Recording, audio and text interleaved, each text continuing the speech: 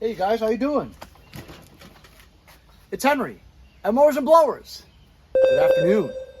Yesterday we worked on this all day while the owner gave it away because the drive system wasn't working. We never got around to that because he said the engine worked just fine. But after we inspected it, it wouldn't start. I had to replace the carburetor because the carburetor was filled with water and everything was corroded, and the float was pushed in from the ice that was frozen over the winter, and so that carburetor was done ski. So I replaced the carburetor with a new HIPA parts carburetor. Works great. I also had to change the fuel line, which was a real pain in the ass. I had to practically disassemble the entire engine to get that fuel line through the engine. You know, if you guys have worked on snowblowers, changing the fuel line is a pain in the ass.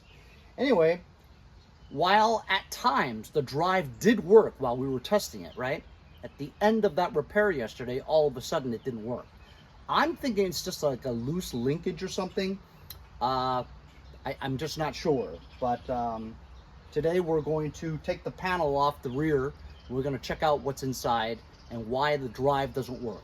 Maybe it's a belt issue. Who knows? We'll find out today for sure. Okay, here we go. What do you guys think it is? I think it's a minor adjustment. You guys think I have to replace something? It's just that easy, fellas. All right. I'm just checking it out without you guys first.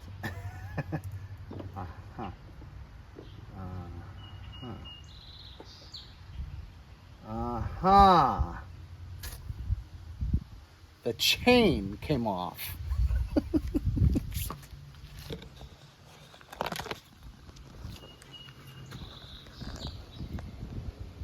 The chain came off the gear. That's it. At least I think that's it. So I put the chain back on, but look at the slack that it gives. See? Look at that slack.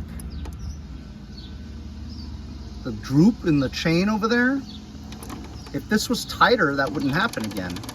Also, if you look at the smaller cog, it's kind of offset to the left. It's not perfectly behind this big cog.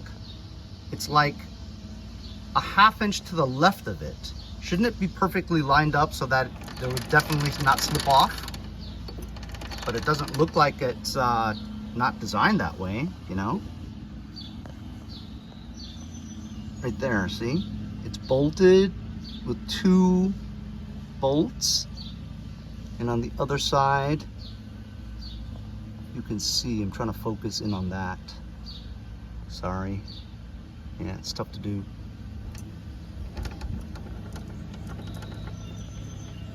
But I want to say that that droop is the cause of it.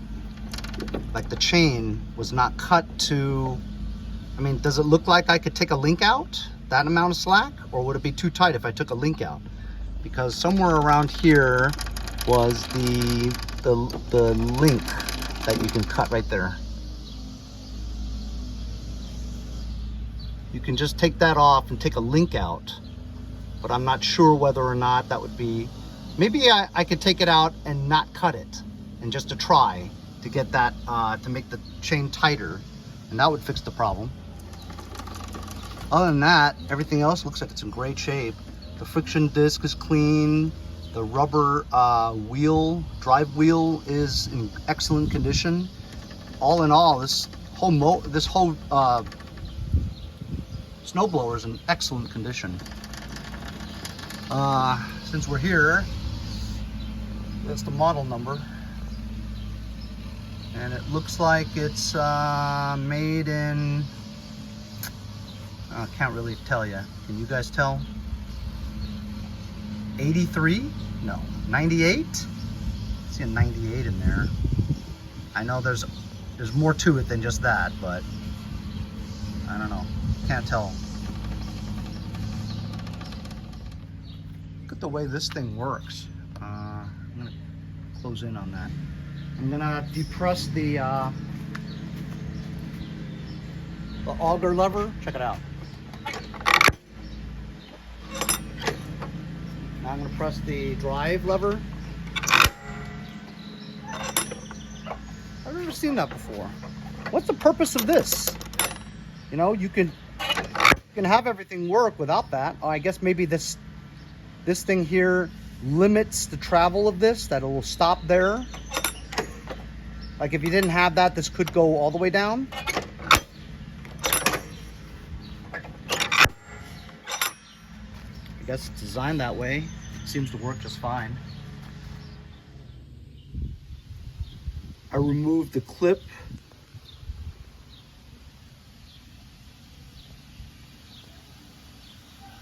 Right there. Pulled it as hard as I could, and it won't hook onto any of the teeth. So if I cut one, it would be way too tight and I wouldn't be able to put it back. So it's designed this way to have that little bit of slack there. So there's nothing I can do about it, and just don't know why it would slip off like that. Other than the fact that I feel that that little cog behind the big cog is offset to the left just a little bit. If it was perfectly centered, I don't think it would happen as often, but there's no adjustment for it. As you can see, this part right there and the part right there is fixed in fixed holes. There's no sliding adjustments. Neither is the cog that's on the axle all the way down to there. It's two fixed holes also, and they're tight. This thing that it's attached to is welded onto the frame, so you can't adjust it. I wonder if this is a common problem, that it slips off like that.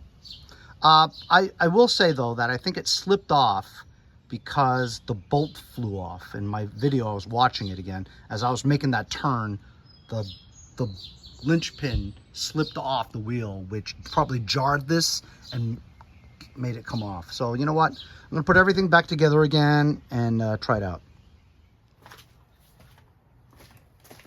Okay, I put everything back.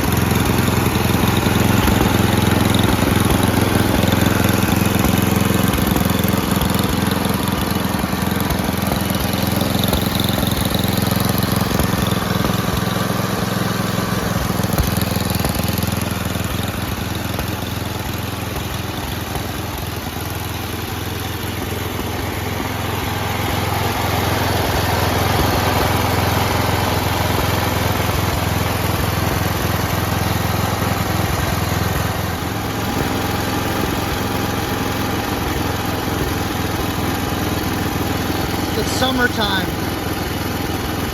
I'm not going to store this with gas in it. So I'm just draining the gas out of the gas tank, letting the engine run the gas out of the carburetor and the fuel line. And this will be good to store for next winter. I'm going to take a couple of pictures of it, list it for $475. Take as low as $300.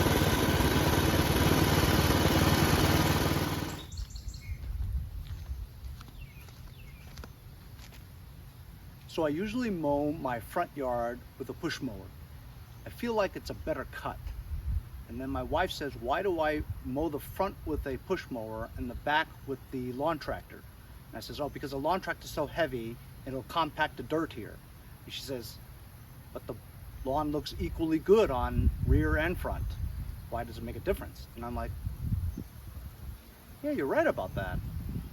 So I mowed both back and front today with my lawn tractor. I don't know. It just doesn't look as good as if I used the push mower. You know what I mean?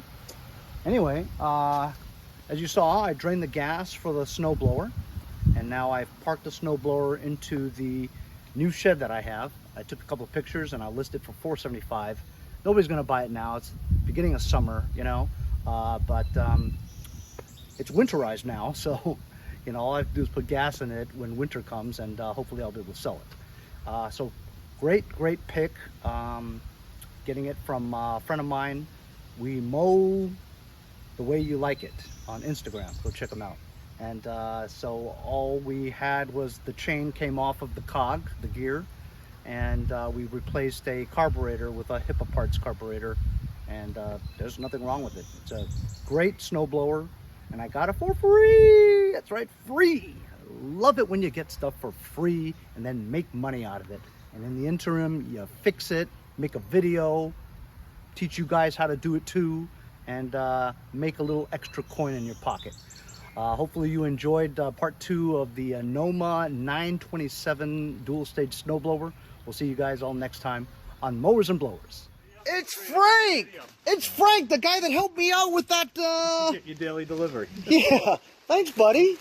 We have another tip for you. Oh really? Hold on.